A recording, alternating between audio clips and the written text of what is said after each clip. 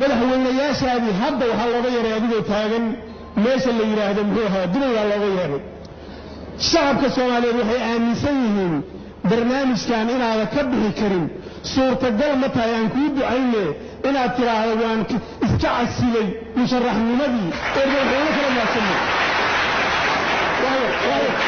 waan gabagabaysanayaa waan kuu ducaynaynaa waanu kuu ducaynaynaa weliba gabdhaha waa ku siinaynaa meelna waa ku dejinaynaa madaxweyne la badbaadiyaan u baahannahay su-aasha xigta aada fi kale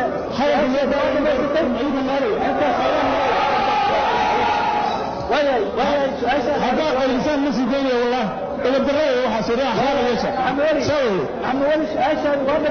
mar hal su'aal baa ii dhiman hal habbaa ii dhiman waxaan rabaa inaan ku soo gabageleeyo waan gabagabaynayaa sax maaha waan gabagabaynayaa madaxweyne waxaan ka mahadcelinayaa arrimaha dibadda waad ku guulaysatay laakiin gudaha haddaan lagu guulaysan dibadda laguma guulaysan karo ummadda soomaaliyeed waxay aaminsan tahay 4 sano inaada badbaadin karin waxaan codsanayaa anoo mas-uulka